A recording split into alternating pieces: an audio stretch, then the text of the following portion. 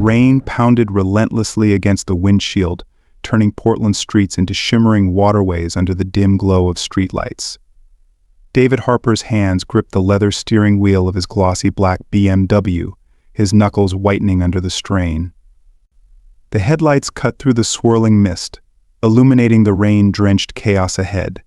The rhythmic sweep of the wipers only emphasized the silence pressing against him, a quiet at odds with the city's clamor. Around him, Portland surged with frenetic energy, blaring horns, hazy streaks of light reflected in puddles, and pedestrians darting beneath umbrellas. Yet David felt utterly removed, as if he were an outsider gazing at the world through a glass pane. His day had dragged on, marked by a predictable business meeting and triumphs that felt increasingly hollow. He didn't despise his life, not entirely, but there was an emptiness, a gnawing void that left him restless. The rain thickened, cascading in heavy sheets as David neared an intersection. He eased his foot onto the brake, his car slowing to a crawl. That's when he noticed her, a solitary figure hunched under the deluge, her presence faintly outlined against the curtain of water. His brow furrowed as he squinted through the downpour. As his car crept closer, the silhouette resolved into a woman clutching two small bundles tightly to her chest. Her drenched coat clung to her thin frame, and her shoulders shuddered visibly with fatigue. A fierce gust of wind swept back the hood covering her face, revealing sunken cheeks and a pair of wide, terrified eyes. David didn't hesitate. Logic and caution were drowned out by an instinct he couldn't name. His hand was on the door handle before he realized it. Rain struck him like icy needles as he stepped out of the car, his tailored suit absorbing the storm in seconds. "Mom," David's voice rang out through the relentless hiss of the storm. It was steady, firm, yet carried a note of gentle concern. The woman flinched at the sound, instinctively retreating a step, while clutching the bundles in her arms, babies, David realized with a sudden pang. Their tiny forms, tightly swaddled, quivered faintly against her chest. "I'm fine," she replied, though her words wavered, cracking under the weight of exhaustion. "Leave us alone." David's gaze shifted, taking in her soaked figure before scanning the desolate street behind her. The darkness seemed too thick, the sidewalks eerily deserted. "You're out here drenched, with two infants," he said, his voice low but resolute. "That's not something I can just walk away from." Her chin rose slightly, a flicker of defiance crossing her pale, drawn face. Yet behind it, David could see the unmistakable shadow of desperation. "I'll manage," she insisted, though her unsteady footing and trembling hands told a different story. David took a slow breath, softening his tone.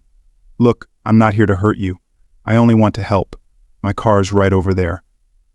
It's warm and dry, certainly safer than standing out in this."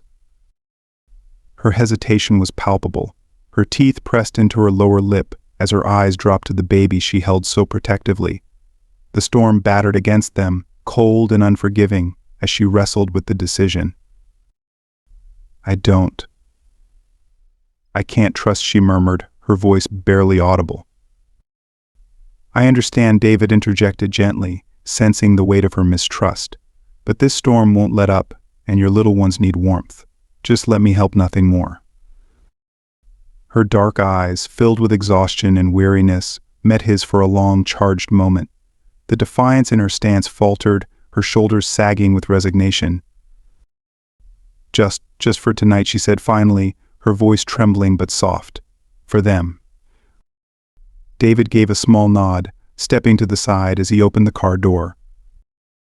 She climbed into the car, her every movement deliberate as she shielded Ethan and Jacob from the relentless rain. David followed, shutting the door firmly behind him and cranking the heater to full. The soft purr of the engine filled the quiet as he stole a glance at her. She sat rigidly, her drenched coat dripping onto the leather seats, her arms encircling the babies, as if they were her only anchor. "What's your name?" he asked, his tone gentle, careful not to startle her. "Lauren," she replied, her voice barely above a whisper, her gaze locked on the twins. "This is Ethan, and that's Jacob." "David," he said, gripping the wheel. "You're safe now, Lauren. Let's get you someplace warm and dry." The mansion came into view, standing tall and resolute against the raging storm. Its sleek, modern design, a blend of glass and stone, was both imposing and inviting. As they entered, the glowing lights seemed to chase away the cold, though Lauren hesitated, her steps faltering on the immaculate marble floor. The warmth of the house wrapped around them, a stark contrast to the freezing rain outside. Lauren's presence felt almost foreign amid the refined decor and hushed elegance of David's home. She lingered awkwardly in the grand foyer, her wet shoes squeaking against the polished surface. Her wide eyes darted around, taking in the pristine surroundings, her wariness palpable. "Let me take your coat," David offered, stepping forward, his hand extended with quiet reassurance. She instinctively stepped back, her grip tightening around the babies. "No," she said quickly, her voice firm but uneasy.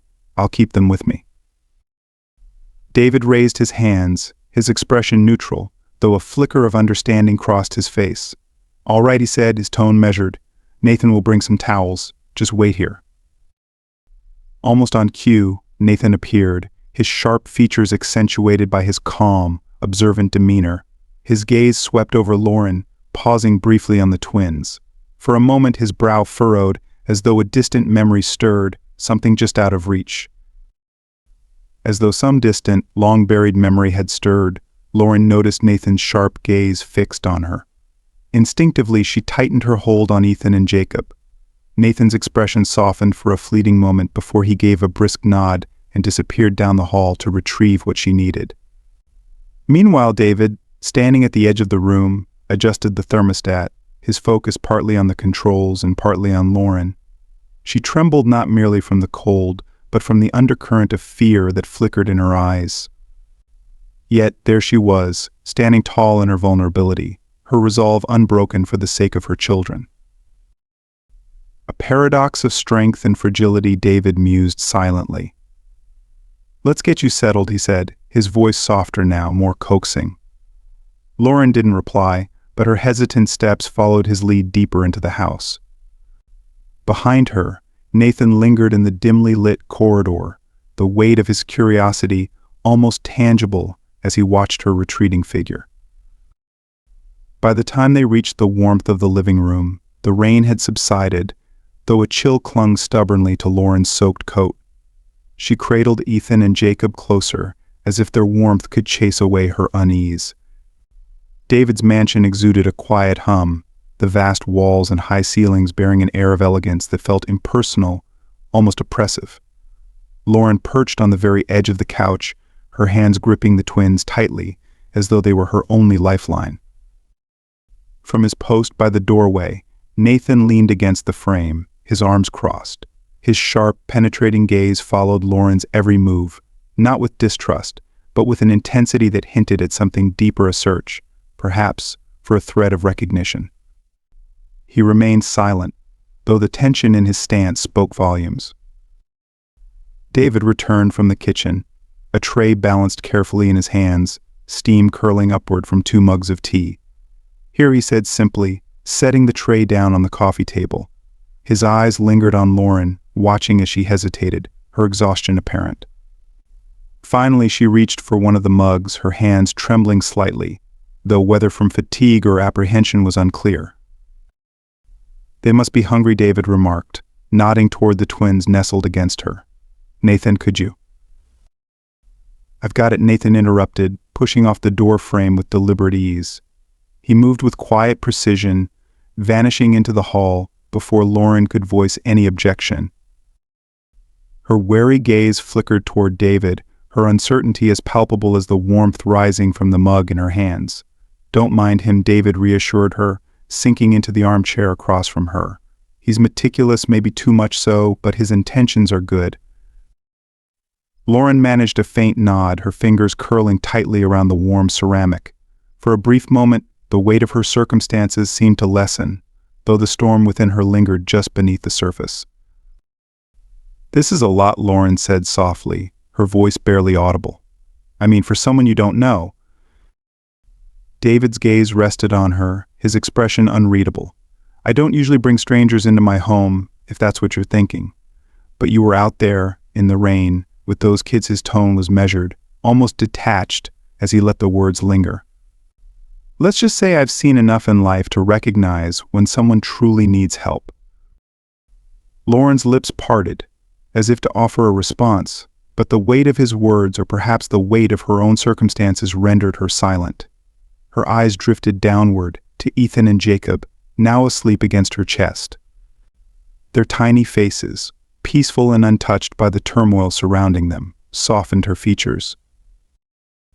The scent of food wafted in from the kitchen as the housekeeper prepared dinner, and David's steady, if slightly awkward, attempts at conversation began to ease Lauren's initial unease. Nearby, the twins, freshly fed and swaddled in soft blankets, slept soundly in a makeshift crib. So David began after a moment, his voice carefully casual. "You're from Portland." Lauren stiffened slightly, but gave a small nod. "Born and raised." "And their father," he gestured subtly toward the crib. Her hand faltered midair, the fork poised above her plate. "He's not in the picture," she said flatly, her voice betraying a touch of bitterness. David waited, the silence between them gentle but expectant. Slowly, hesitantly, the story unfolded, a whirlwind romance with Aaron, the excitement and fear of an unexpected pregnancy, and his cold detachment when the reality set in. Lauren recounted how he had vanished when things became difficult, leaving her to face it all alone. She spoke sparingly, her clipped words carrying the weight of unspoken pain. "And then the hospital," she murmured, her voice dropping. "When they took the boys after they were born, I thought it was routine. But then, a nurse came in and started talking about adoption, said I couldn't provide for them." Her hands tightened into fists, her knuckles pale. Something wasn't right. They kept pushing, and when I refused, I overheard them talking about taking them anyway. Her voice faltered, breaking under the strain of recalling the moment. She stared at her plate, her cheeks flushed with embarrassment at the confession. David leaned back, his face somber, his jaw tight. "You did what you had to do," he said quietly, his tone carrying no judgment, only understanding. Lauren nodded, her posture rigid. "I didn't have time to think. I just grabbed them and ran." At the kitchen doorway, Nathan stood, his arms folded across his chest. He had listened silently, his sharp features unreadable, but her words struck something deep within him. The determination in her voice, the trembling edge of defiance, stirred a flicker of recognition, something painfully familiar. When Lauren moved to clear the table, Nathan stepped forward without hesitation. His voice was blunt, though not unkind. "You're limping."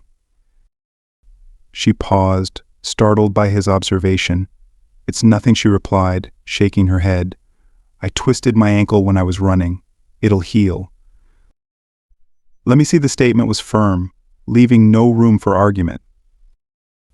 Lauren hesitated, glancing between Nathan's steady gaze and the twins. Reluctantly, she sank back into the chair, carefully shifting Ethan and Jacob to the couch. Rolling up the cuff of her jeans, she revealed a swollen ankle. Nathan crouched beside her, his hands steady and deliberate as he examined it. His brow furrowed slightly, but then his attention caught on something else, a faint scar. "You've got a scar here," he remarked quietly, his voice dropping, "shaped like a leaf." Lauren froze, her heart racing. "How do you know that?" she asked, her voice trembling with confusion. Nathan's breath hitched, his throat tightening as memories resurfaced, childhood laughter, scraped knees, and the soft, pleading voice of a little girl. "It's you," he said, the words tinged with disbelief and wonder. "Lauren." Her gaze locked with his, wide and startled, as a flood of emotions passed between them, unspoken yet unmistakable. Lauren felt the room shrink around her. The walls seemed to close in, heavy with the weight of her realization. Nathan's voice softened, trembling under the burden of emotion. "I'm Nathan. I'm your brother." The air thickened, charged with disbelief and the gravity of unspoken truths. Lauren stared at him, Her lips parted, but no words came. What she finally whispered, her voice barely breaking the silence. Nathan stood, the realization pressing down on him, his movements slow and deliberate. "You're Lauren," he said again, quieter this time, as though speaking it aloud could confirm what he already knew in his heart. "You're my sister." Lauren shook her head, her brow knitting in defiance. "No, that's impossible." Her voice was steady, but a flicker of something recognition, doubt shone in her eyes, betraying her denial. Nathan pressed forward, his voice thick with emotion as he gestured toward her leg. "That scar. I remember it." "You were 6, he began, a bittersweet smile tugging at the corners of his mouth. "You wouldn't give up on riding that old, rusty bike. No matter how many times you fell, you were so determined." His voice softened as memories surfaced, bittersweet and vivid. "The last time you crashed into the bushes. I carried you back to the house while you cried the entire way. I told you the scar looked like a little leaf, and you believed me." Lauren's eyes widened, her hand instinctively covering the faint scar on her leg. She acted as though shielding it could erase the truth of his words. "How could you possibly know that?" she murmured, her voice barely audible. "Because I was there," Nathan interjected, stepping back as the tide of memories overtook him. His voice, heavy with regret, faltered slightly. "I was there until I wasn't, until I had no choice but to leave." His hand ran through his hair, his jaw tightening with the weight of long-held guilt. "When I came back, everything was gone. The house, our parents, and you. All of it, gone. All I found was silence." Lauren shook her head again, more forcefully this time, her breath coming in quick, shallow gasps. "No, that doesn't make sense. My brother Nathan, he left. He abandoned us." Her voice cracked, trembling under the weight of the accusation. "I never wanted to leave," Nathan said softly, lowering himself to her level. His gaze locked onto hers, pleading for her to understand. "I had no choice. My work, as an undercover agent, was dangerous, too dangerous. They made me cut ties, erase every trace that could lead back to you and Mom and Dad. I thought I'd have time, that I could come back." His voice wavered, his eyes dropping as guilt clouded his features. "But by the time I could, it was too late." Lauren's breath hitched, her hands gripping the edge of the couch, as though it was the only thing grounding her. They died," she whispered, her voice a tremor of disbelief. The words hung in the air, almost a question. "Mom and Dad? The accident?" Nathan nodded, his Adam's apple bobbing as he swallowed hard. "I couldn't find you, Lauren. I searched everywhere. Foster systems, orphanage records, I combed through everything. But you weren't there anymore." The silence that followed was stifling, broken only by the soft, even breaths of Ethan and Jacob sleeping nearby. Lauren's gaze fell to her lap, her fingers absent-mindedly tracing the faint outline of the scar on her leg. "I didn't think anyone was looking for me," she finally said, her voice empty, void of the emotion that had previously overwhelmed her. "I thought I was alone." Her words struck Nathan like a blow to the chest. He sank down beside her, his elbows resting on his knees as his head fell into his hands. "I should have tried harder," he whispered, his voice thick with regret. "I should have found a way to bring you back." Lauren watched Nathan, her defenses slowly crumbling under the weight of his raw regret. "You really are him," she whispered, almost to herself. Her tone softened, filled with a blend of wonder and disbelief. "You're Nathan." He nodded, his shoulders sagging under the heaviness of years gone by. "I'm here now," he said softly, his voice steady yet weighted. "And I'm not leaving again. I promise you that." Her expression wavered, a fragile mix of anger, pain, and longing flickered across her face.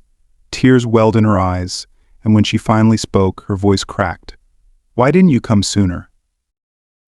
The question hung in the air, sharp and unyielding. Nathan turned toward her, anguish etched into his features. "I couldn't," he admitted, his voice hoarse with emotion. "I didn't know how. Every door seemed shut, and I was a coward. I convinced myself it was too late, that I'd already failed you." Lauren's tears spilled over, her breath hitching in uneven sobs. "You don't get to say that," she said, her voice trembling with a mix of anger and heartbreak. "You don't get to come back now, after everything." I know Nathan's voice barely rose above a whisper, but it carried the weight of years of guilt and longing. "I don't deserve your forgiveness, but I'll spend the rest of my life trying to earn it, if you'll let me." Her tears streamed freely now, her shoulders quaking under the flood of emotions. For a long moment she simply stared at him, her chest heaving as she struggled to breathe through the tidal wave of feelings crashing over her. Then, suddenly, she reached out, her hand gripping his arm tightly. "Don't make promises you can't keep," she said, her voice trembling with vulnerability, but her grip didn't falter, as though she feared he might disappear if she let go. "I won't," Nathan replied, his voice steady despite the storm raging within him. He placed his hand gently over hers, grounding them both in the fragile truce they had begun to build. The room seemed to breathe with them, the unspoken years of separation tentatively starting to mend. Outside, the rain returned, its soft, rhythmic patter against the windows mirroring the quiet tears of a city witnessing their reunion. The next morning arrived cloaked in muted shades of gray, the remnants of the storm lingering over Portland like a persistent memory. Lauren stood at the expansive bay window in David's sprawling living room, her gaze fixed on the rain-slicked streets below. Nearby, Ethan and Jacob rested peacefully in their bassinet, swaddled in soft blankets. Their rhythmic tiny breaths filled the otherwise silent room with a sense of fragile calm. Sleep had eluded Lauren. The weight of the previous night's revelations her brother Nathan, lost but now found, pressed heavily on her heart. From the kitchen, the low hum of voices reached her ears. Nathan and David were deep in quiet conversation. David stood by the counter, pouring steaming coffee into 2 mugs, his expression uncharacteristically gentle, stripped of its usual guarded poise. "You doing okay?" he asked Nathan, handing him one of the mugs. Nathan nodded, though his gaze lingered on the living room, where Lauren stood motionless by the window. "She's stronger than I thought," he admitted, his voice soft. "But there's a lot to make up for if I'm going to fix this." David took a measured sip of coffee, his eyes thoughtful. "You've got time," he said calmly. "She's here now. That's what matters." The quiet was broken by the soft cries of the twins from the living room.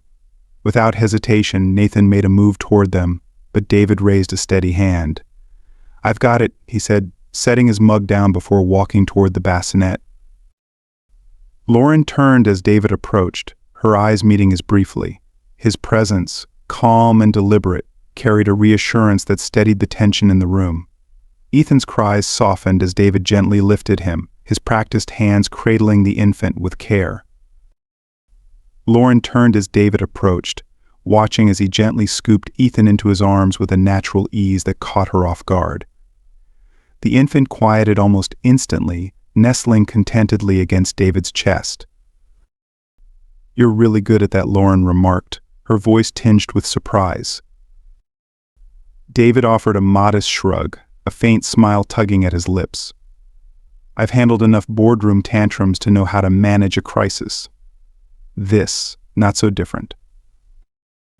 A soft chuckle escaped Lauren, unbidden but genuine. It was a tentative sound, yet it stirred something within David. His eyes lingered on her, catching the subtle way her lips curved, her expression lightening for the briefest moment.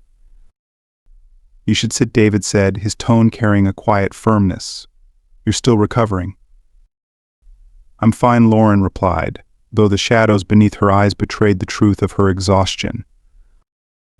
David didn't push further but motioned toward the couch with a steady hand. "Humor me." She hesitated, then settled onto the couch, her eyes following David as he gently rocked Ethan in his arms. Lauren hadn't anticipated this side of him. The man who had seemed all sharp angles and no-nonsense efficiency just the night before now cradled her child with an unspoken tenderness that made her pause.